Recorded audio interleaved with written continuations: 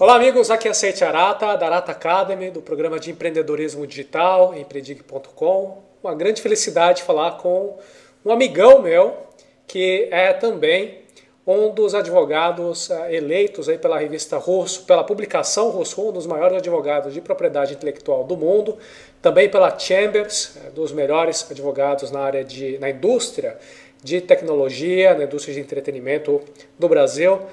Dirceu, muito bom falar de novo contigo e obrigado por ceder um pouquinho de tempo aí para os nossos amigos que trabalham com empreendedorismo digital. Eu que agradeço, Seiji, em primeiro lugar, boa tarde aí, no seu caso acho que é boa noite, né? É um prazer estar falando contigo, revendo você, um colega de muitos anos aí, sempre acompanho o seu trabalho aí na Arata Academy, tenho visto aí visto com muita alegria o trabalho que você tem feito, né? A gente sabe, eu e o Seiji trabalhamos juntos na época que o Seiji ainda estava seguindo a carreira jurídica, né? Deixa eu contar. A primeira impressão que eu tive do Dirceu... Bom, primeiro o pessoal já falava muito no Dirceu, né? E eles falavam, o dia que você encontrar com o Dirceu, você vai gostar muito de falar com ele. Aí a gente se encontrou, até hoje eu me recordo, Dirceu. Eu falei para você, tô lendo um livro, que é o Cody's Law, do Lawrence Lessig. E eu estava todo animado, né? Aí você falou, eu mandei e-mail para ele, eu troquei ideia com ele na semana passada e tal. Então sempre esteve aí muito bem conectado. Então realmente a gente tem uma série de jovens empreendedores, Dirceu, que começam um site e você lê uma notícia, que nem recentemente. A ideia é a gente manter esse vídeo disponível para as pessoas durante muitos e muitos meses e anos, né? Mas agora, legal. Na época da gravação desse vídeo, uma coisa que trouxe aí muito tumulto foi a cobrança do ECAD em cima dos blogueiros, né, que colocavam um vídeo do YouTube, aí o ECAD vinha e multava. E tem várias práticas do dia a dia. Você escreve um blog post e você quer ilustrar aquele post no teu blog. O que a maior parte das pessoas faz? Ela entra no Google Images, né? Então vamos supor que eu vou escrever um post agora sobre canoagem, aí eu procuro canoagem, encontro uma foto. Eu nem sei de onde que veio a foto, eu dou um copy-paste e já jogo ele dentro do meu servidor e ilustro o meu blog. Então tem várias dessas perguntas. Eu sei que o nosso tempo hoje é limitado, a gente vai procurar manter esse bate-papo de meia hora. Então eu quero deixar essas perguntas aí mais de web design, Google Images, Creative Commons, paródias, como é que você ilustra um e-book, os riscos do ECAD, para o nosso segundo segmento, que é um segmento que eu quero deixar para o pessoal do Empredig, e começar falando de propriedade industrial, que é uma das tuas grandes especialidades. E uma pergunta que é bem comum, quero trazer a do Miguel Pernambuco e também do Fernando Tacla, que são o seguinte. Miguel conta.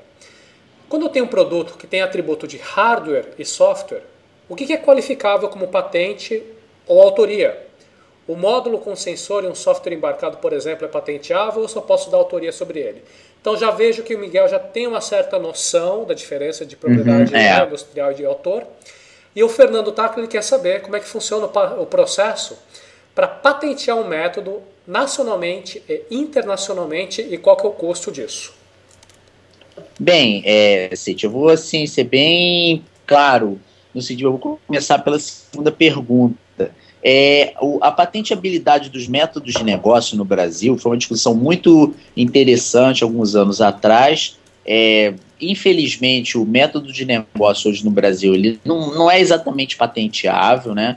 Quer dizer, a gente uma tentativa de uma patente de método de negócio provavelmente seria indeferida, porém é importante saber, não existe limitação caso a pessoa realmente tenha criado um método de negócio novo, não existe, pelo menos entre os países que assinam a Convenção de Paris, não existe limitação para que um titular de pedido de patente procure um país como, por exemplo, os Estados Unidos ou, acredito, outros países onde a patente de método de negócio seja aceita e lá ele consiga fazer o seu pedido de patente.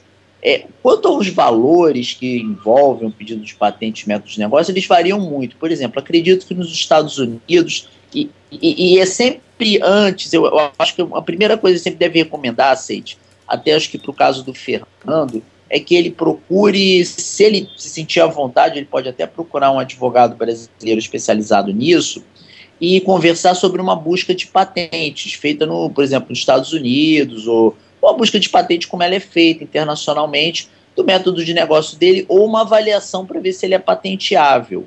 Após essa avaliação de patenteabilidade, que eu acho que também vai um pouco na pergunta do Miguel, claro, até para a gente poder verificar o que é importante se fazer uma avaliação de patenteabilidade, porque muitas vezes você pode ter um produto, ou aliás, quer dizer,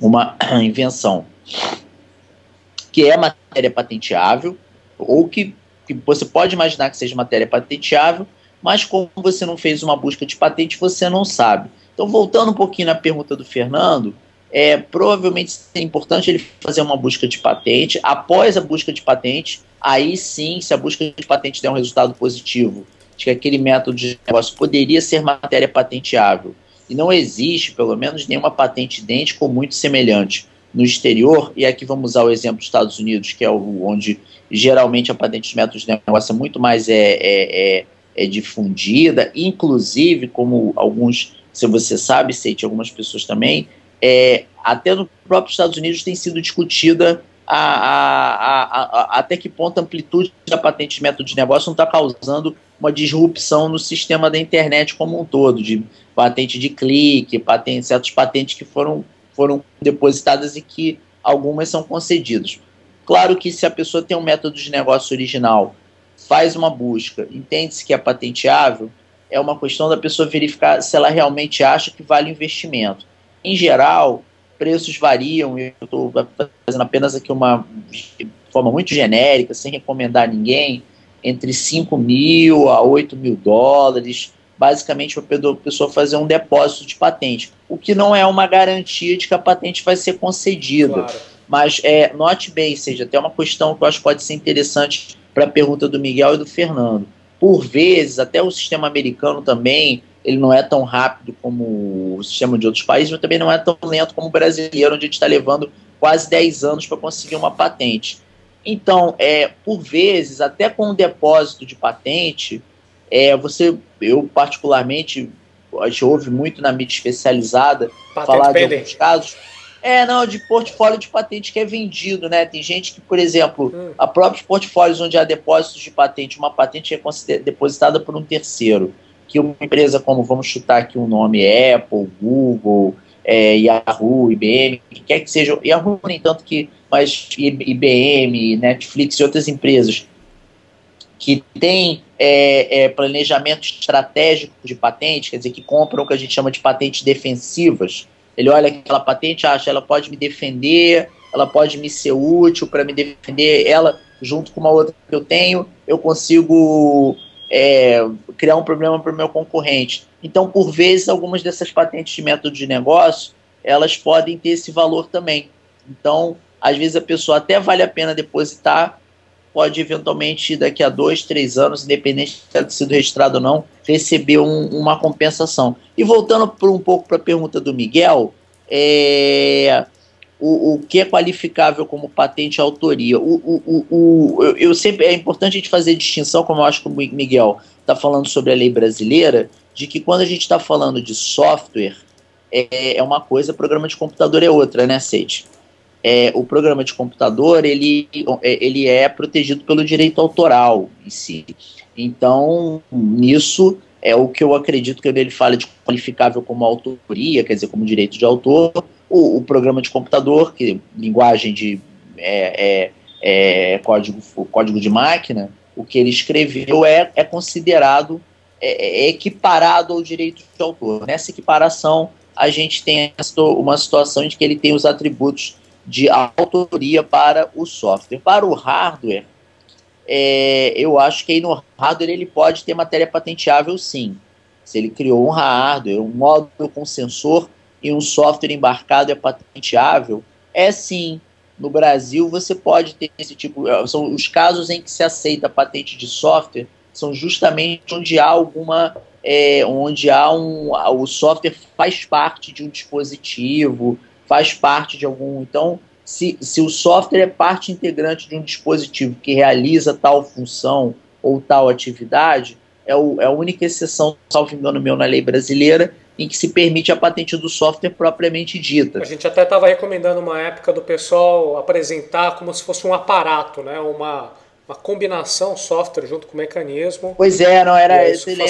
Pois é justamente isso. É importante também, Seite, que hoje em dia, quer dizer, justamente nesse momento, o INPI está fazendo uma revisão dos guidelines de patenteabilidade de software e existe uma certa tendência, eu está falando aí, saindo um pouco da pergunta tanto do Miguel como do Fernando, existe uma tendência de que nos próximos meses, talvez até o fim do ano, existam mudanças com relação a isso, que podem ser mudanças até abrindo um pouco mais o sistema. Não dá ainda para a gente saber, mas acho que é importante que, pelo menos assim, respondendo a pergunta deles, que eles saibam que pode ser que no futuro próximo aí existam mudanças nessas regras que possam ser benéficas para o Miguel.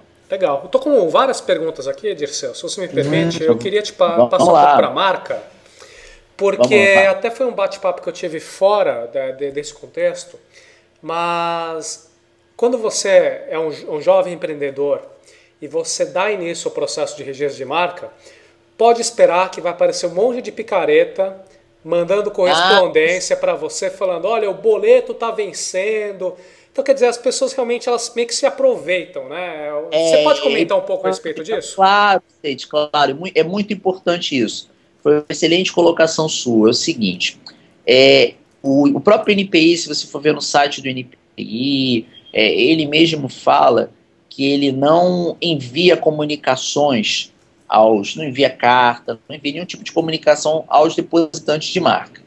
O que acontece? Terceiros, gente inescrupulosa, infelizmente, se aproveita de que o cadastro de titulares do NPI, infelizmente, é aberto, então a pessoa pode pegar o endereço de um titular de depósito de marca e começa a enviar umas cartas absurdas, e-mails dizendo que sua marca coisas assim absurdas, Seite. Eu já tive envolvido com a ABAP, onde eram recebidas denúncias quase semanais, ou semanalmente se recebiam muitas denúncias de escritórios, de gente inescrupulosa mesmo, que tenta enganar o incauto, assim, e muitas vezes o jovem empreendedor, nesses casos, ele recebe, por exemplo, recentemente tive um caso até com um cliente meu, recebeu uma comunicação de uma empresa dizendo que a sua marca precisa pagar para ser publicada no Anuário de Marcas e Patentes, e com um selinho, Procuradoria das Marcas e Patentes do Brasil, quer dizer, tudo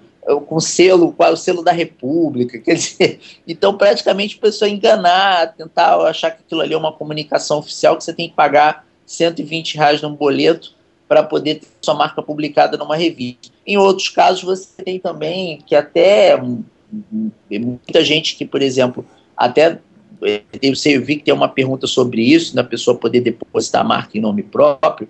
É fácil, não tem problema. Acho que para o jovem empreendedor, especialmente que está acostumado com a internet, não é um procedimento super complexo. O próprio site do NPI traz muita coisa a respeito, e mesmo assim, especialmente quando esse jovem empreendedor deposita a marca sem sem a necessidade do uso de um advogado, aparece todo tipo de picareta.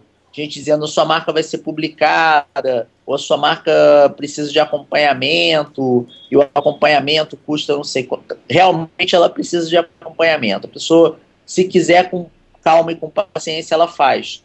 É chato porque é demorado. Existem escritórios que vendem justamente retiram do jovem empreendedor essa chateação de ficar esperando uma resposta. Mas tem muita gente aqui, uma opinião minha muito pessoal, que as pessoas, quando recebem esse tipo de comunicação, elas têm que interpretar isso praticamente como se fosse aquele trote do nigeriano, ou como se fosse aquele trote do sequestro relâmpago. É a mesma coisa, é um golpe, e na dúvida, não ligue para a pessoa, porque você está ligando para o estelionatário para tirar dúvida sobre o crime que ele quer cometer. Então, na dúvida, recebendo esse tipo de correspondência, vale a pena procurar o NPI, vale a pena procurar até um outro advogado que você conheça, de qualquer área, que seja de confiança, que ele vai olhar aquilo e vai achar suspeito. Ele vai falar para você, pô, isso aqui não é uma comunicação oficial, isso não está certo. Todo mundo, vamos ser sinceros, quase todo mundo na família tem um advogado, um engenheiro, um médico, ou quem não tem, conhece o vizinho, que direito ficou tão fácil de fazer, né? Conhece um vizinho que fez direito. Não custa perguntar uma pessoa e olhar aquilo ali, é coisa de 5, 10 minutos. Se o rapaz pagar um cafezinho, ou se o sujeito gostar de cerveja, paga uma cerveja pro rapaz, senta com ele 15 minutos, a pessoa vai te explicar aquilo ali, que aquela comunicação não é oficial, mas realmente você tem razão, Seite. Infelizmente, muita gente cai nesse golpe dessa turma, e é um golpe, poxa, barato, e que infelizmente o NPI não faz nada a respeito. Se fizesse, talvez seria um pouquinho diferente, né? Com certeza. Bom, e o processo de registro? A gente viu que o Peter, Marcel Massa, Vera Silva, o Fernando Tacla, eles querem ter uma noção assim de qual que é o processo. Primeiro eles têm que fazer alguma busca na junta comercial. Será que é melhor eles contratarem, né, uma pessoa especializada para isso? Qual que é a expectativa de custo e de tempo? Acho que é uma pergunta bastante comum. O que eu posso, por exemplo, adiantar, vamos dizer que no caso eu lembro que uma pergunta aqui me chamou até bastante atenção sobre isso. No caso eu acho que é o caso da Vera e o caso de mais uma pessoa, que elas comentam especificamente sobre a junta comercial. A junta comercial, eu quis começar pela junta comercial por um motivo muito simples. Geralmente o empreendedor, quando está abrindo a empresa dele, você tem duas situações, né, Sete? Ou ele pega uma empresa de uma tia, de um terceiro, o que quer que seja, abre ali, depois ele começa a desenvolver o que ele vai fazer, ou muitas vezes ele já tem um esboço da ideia e ele vai fazer o CNPJ dele, né? Então você tem, nesses casos, duas situações. Por exemplo, se nós temos uma empresa sendo aberta na junta comercial, por exemplo, eu estou usando o exemplo da junta comercial do Rio de Janeiro, mas outras de outros estados são geralmente semelhantes. Você pode fazer uma busca, que nem sempre é online, pelo nome que você quer, a principal, o nome de fantasia da empresa. Imagino que um empreendedor de internet acostumado a mexer com site, etc., consiga fazer a busca da junta comercial. Ela é uma busca que seria buscar apenas por nomes idênticos. Então, se você colocar lá Arata Academy, o que vai sair se tem outro Arata Academy ou não. E geralmente, por exemplo, quando você vai fazer o seu depósito, eu digo aqui o exemplo da junta comercial do Rio de Janeiro, que é onde eu estou. Quando você vai registrar a empresa na junta comercial e quer colocar isso que eles chamam de nome comercial, nome de fantasia, aqui eles já pedem que você dê 3 opções, porque eles partem do pressuposto, olha, uma não vai dar certo, outra pode ter uma empresa com esse mesmo nome, terceiro, sei lá, aí eu não sei como é que funciona a busca interna lá deles. Mas para quem começa pela junta comercial, é recomendável ter esse cuidado. Muitas vezes o próprio contador que vai abrir empresa para você na junta comercial pode prestar esse serviço de fazer a busca pelo nome na junta, que é um serviço que eles todos geralmente cobram e está dentro do pacote para a empresa. Então, falamos da parte de junta comercial, agora vamos para a parte de marca. Deixa eu só complementar, porque eu localizei aqui, a dúvida foi do Harley Oliveira. Ele disse que ele tem o nome da empresa, o logo e o domínio. Então tem o domínio também que a gente não está tratando. Ele quer saber como é que estão relacionados, né? O nome na junta, o domínio e a marca. Eu lembrava que a pergunta era do Harley, e eu tinha bem em mente isso, que o Harley tinha feito essa pergunta. Se você tem gente, só que localizar a pergunta do Harley, que achei, Harley Oliveira. Ele tem o nome da empresa, o logo, o domínio. Ele pode registrar, não existe, e aí que vem esse ponto que eu queria chegar. Antes dele fazer o registro na junta comercial, a pessoa pode registrar em nome próprio uma marca para eventuais atividades que a pessoa quer fazer. Ele até pergunta aqui se registrando outra marca evita que outra empresa registre na junta. Não necessariamente, Harley. O problema é o seguinte, as bases de dados das juntas comerciais e do NPI, elas não e obviamente a base de dados também do NIC-BR, de nome de domínio, elas não se comunicam. Elas não se comunicando significa que podem haver, por exemplo, e outro ponto interessante, as juntas comerciais são por estados. Então você pode ter um sujeito com uma empresa no Acre com o mesmo nome que a sua empresa em São Paulo. E isso pode causar algum tipo de problema, mas é uma busca praticamente impossível de se fazer, você tem que buscar todos os estados brasileiros e é muito difícil alguém realmente fazer. Mas nesses casos, voltando aqui no exemplo do Harley, o Harley pode, sem necessariamente já tendo registrado a marca, tentar fazer o nome comercial, porque a marca e o nome comercial eles têm uma certa afinidade, mas eles não são idênticos. Muitas empresas, muitas marcas que já existem podem coexistir com empresas diferentes que têm nome comercial diferente. O nome comercial idêntico à marca. Então você tem algumas situações, Seide, em que, por exemplo, uma empresa tem a marca, uma empresa tem o nome de domínio, outra empresa tem o nome comercial. É perfeitamente plausível. Pode, obviamente, ocorrer disputas judiciais, mas tratando aqui especificamente do caso do Harley, ele pergunta se a relação entre os três é mínima, apesar de que a relação acaba só sendo comprovada em juízo, quando há uma briga do titular de marca contra quem tem o nome comercial. Até é um caso famosíssimo, não é todo mundo que conhece, mas é um caso público, não tem por que falar não, porque saiu na mídia a respeito disso. A Telecom Itália quase teve que mudar o nome aqui no Brasil, a TIM, por causa de uma empresa que consertava telefone. Consertava mesmo telefone, um rapaz que consertava telefone em Goiás, que tinha feito a TIM, que é a empresa dele de telefones, e chamava TIM. Então, quer dizer, ele entrou com uma ação contra a Telecom, a TIM Brasil, na Justiça Federal aqui do Rio de Janeiro, e conseguiu até um acordo muito significativo. Outro caso famoso também, que eu estou me lembrando aqui, até envolvia nome comercial, também interessante. O sujeito tinha um bar aqui no Rio de Janeiro, chamava Xuxas Bar, e a Xuxa foi atrás dele, né? Eu advogo muito contra a Xuxa, então, quer dizer, eu recebo muita gente contra a Xuxa, então eu não tenho raiva da Xuxa, mas os clientes. Os clientes têm raiva da litigiosidade da Xuxa. Xuxa é uma pessoa muito litigiosa, pode parecer estranho, mas é verdade. Mas então a Xuxa, já há muitos anos atrás, sempre foi gostou de uma briga, né? Então tentou tirar o nome do rapaz do Xuxas Bar, lá em Campo Grande, aqui na zona oeste do Rio de Janeiro, e o rapaz tinha lá na junta comercial, Xuxas Bar, e o apelido dele era Xuxa mesmo, um barzinho, uma birosca de rua. Entrou com uma ação pedindo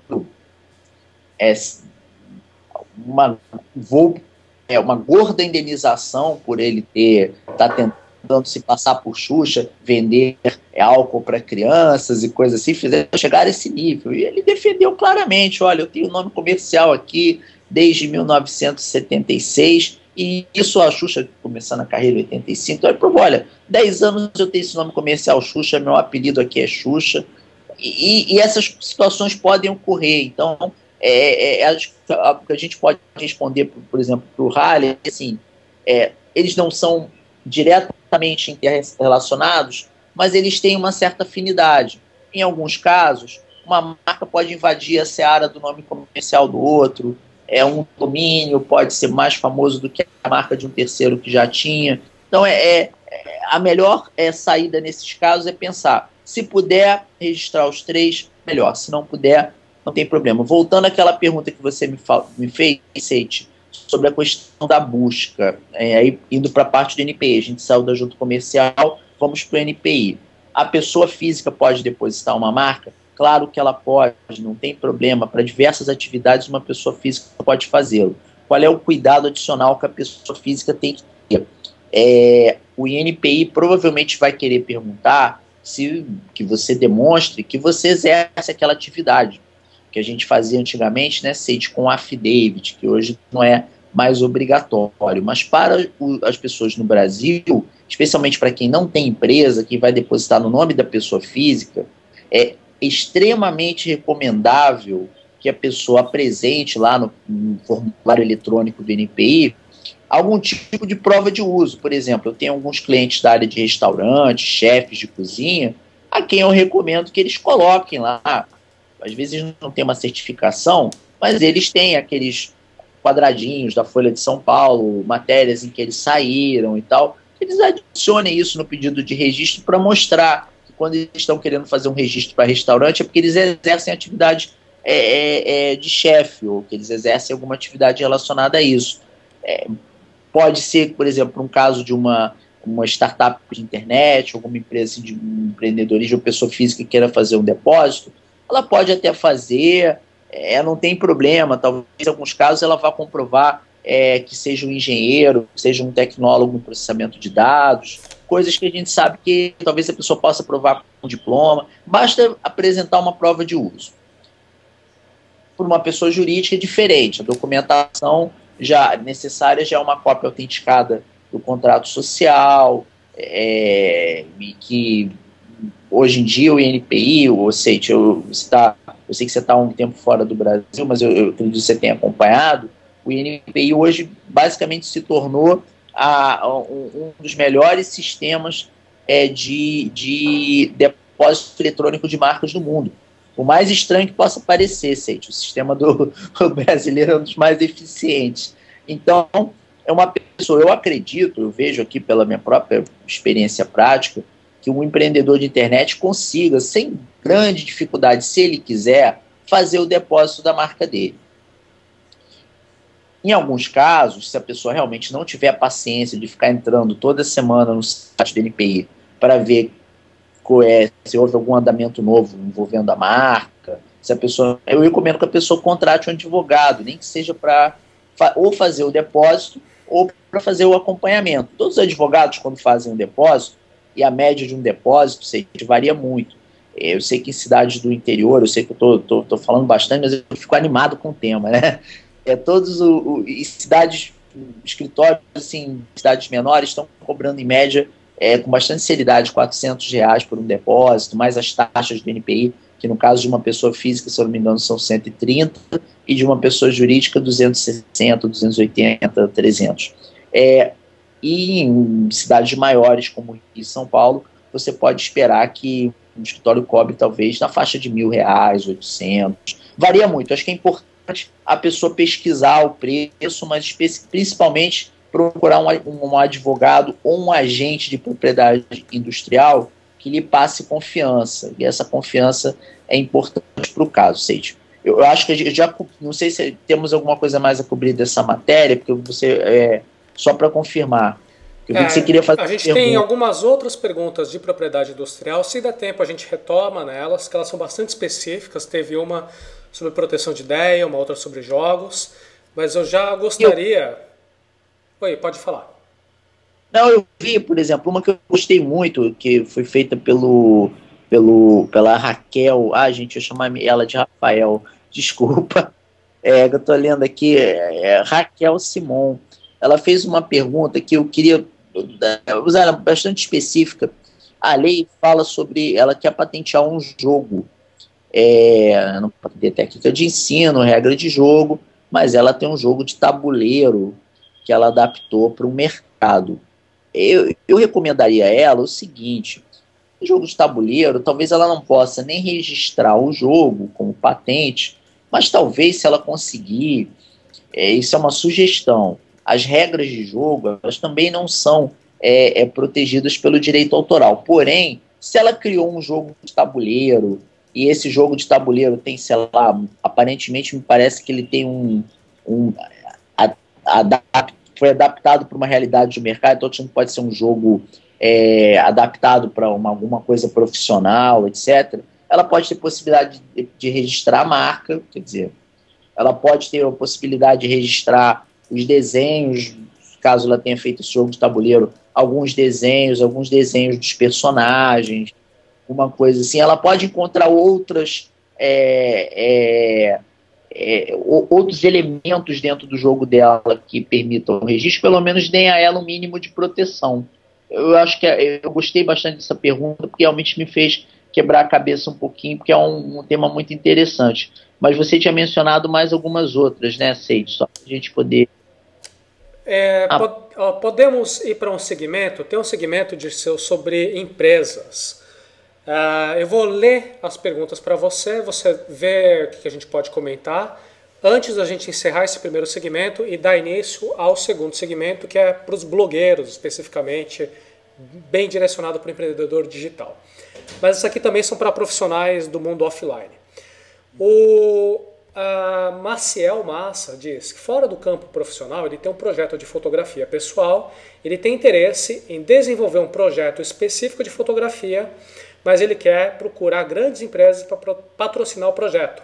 Então a pergunta é, como é que ele pode ter direitos, né, proteger os direitos dele antes dele se apresentar até a empresa? Acho que ele está com um pouco de medo da empresa escutar a ideia e talvez roubar a ideia dele. Então como que se proteger? Isso é uma coisa que a gente, que eu particularmente hoje em dia tenho trabalhado também muito com alguns clientes de Venture Capital, é interessante você ver isso. De um lado, o pessoal, quando você se coloca do lado da empresa, tem empresa hoje em dia que tem medo enorme de receber correspondência, receber qualquer coisa, que pode justamente estar ali um projeto. Até eu tenho um caso judicial que eu estou trabalhando, inclusive, que é de uma pessoa que ela mandou cartas, ela mandava cartas com sugestões de programas para diversas televisões. E as televisões não devolviam, não respondiam as cartas, quer dizer, recebiam as cartas. Então ela entrou com um monte de ação na justiça dizendo que os programas que a televisão, esses canais de TV fizeram, eram cópias das ideias que ela mandou. Então, quer dizer, é uma situação bastante complexa. No caso do Maciel, eu já acho... Não, Maciel não, desculpe, eu peguei aqui o... Maciel Massa. Sim, Maciel Massa. No caso do que eu vi, que ele começando pelo Vitória de Engenharia Elétrica. No caso do Maciel Massa, se eu estou entendendo bem, esse projeto específico dele de fotografia, para ele possuir os direitos sobre o projeto, a primeira recomendação que eu faria para o Maciel seria o seguinte: se ele se sente, vamos dizer, um pouco... Bom, ele acha que a ideia dele pode ser muito inovadora, que ele não quer apresentar para alguém porque ele não tem confiança em como ele vai apresentar. Eu sugiro o seguinte, é uma sugestão que eu faço que é agressiva, é arriscada, mas geralmente chega a dar certo.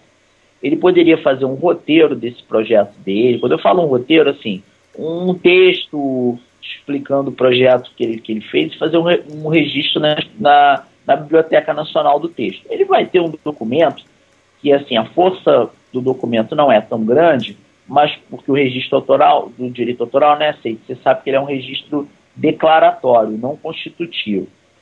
Ele pode fazer isso, ele pode fazer aquele velho truque de botar uma carta registrada, pedir para carimbar bastante no envelope e mandar por AR para ele mesmo, para ele ter com algumas cópias do que ele vai apresentar do projeto em um envelope fechado, e o correio, em geral, se reconhece que há uma legitimidade, pelo menos que o correio seria difícil a pessoa enganar os correios no que tange ao envio de um AR e poder se depois, posteriormente, verificar a data desse AR, ele tomar esses procedimentos inicialmente.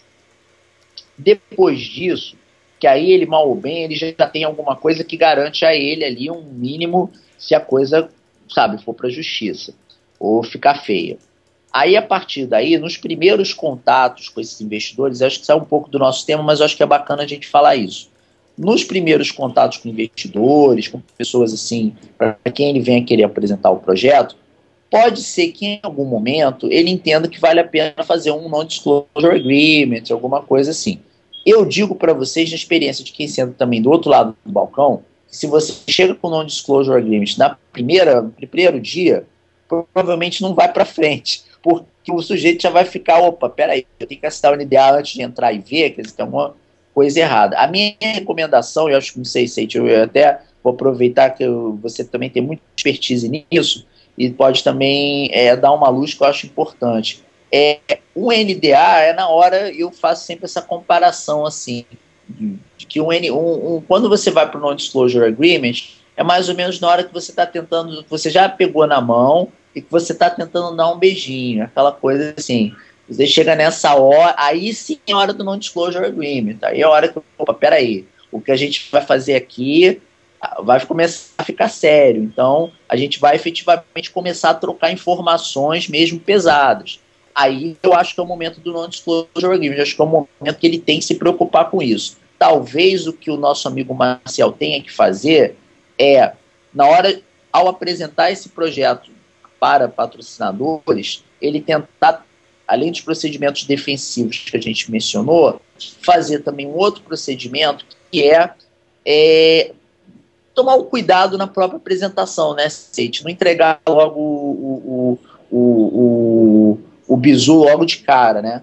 É tentar fazer um pouquinho, diminuir um pouco o número de informações e tentar fazer uma apresentação para esses possíveis investidores que ilustre o que é, ilustre os benefícios, mas não dê necessariamente o bizu. Mecanismo de funcionamento e tudo mais.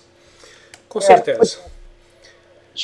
Mais um outro tipo de pergunta, também no relacionamento com empresas. O Humberto trabalha numa empresa multinacional já faz 4 anos e quando ele foi assinar o contrato ele ficou sabendo que existe uma cláusula de que diz que qualquer tipo de criação intelectual realizada por ele, no ramo onde a empresa atua, mesmo fora do serviço, pertence à empresa. Aí ele se pergunta, pô, isso é verdade? Nesse caso, como ele trabalha com TI e pretende empreender no meio digital, quando ele abrir a própria empresa, ainda trabalhando, e tiver um êxito, ele corre o risco da empresa onde ele trabalha, como empregado, reclamar na justiça por conta da propriedade intelectual. O que você pode comentar rapidamente, Dirceu? É muito comum, Seite. E geralmente isso é muito comum em empresas de tecnologia, que pensam que a pessoa gosta de cozinhar para fora, né? Cozinhar não, costurar para fora. O que acontece? Eu particularmente entendo que uma cláusula dessa, se isso é levado à Justiça do Trabalho, por exemplo, nunca o Humberto vai ser condenado.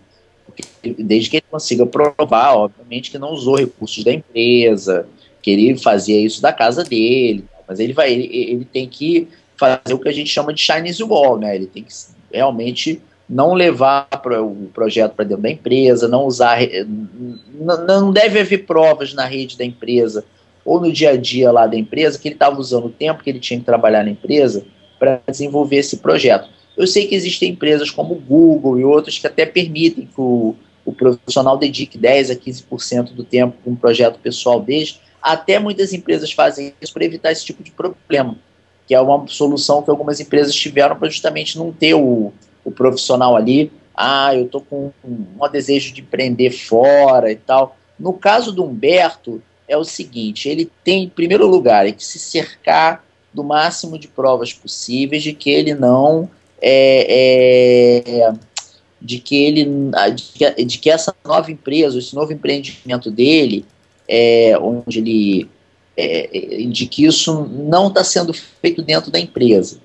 E assim, voltando àquela cláusula, ela comercialmente, ou vamos dizer, no âmbito civil, ela poderia até ser considerada válida.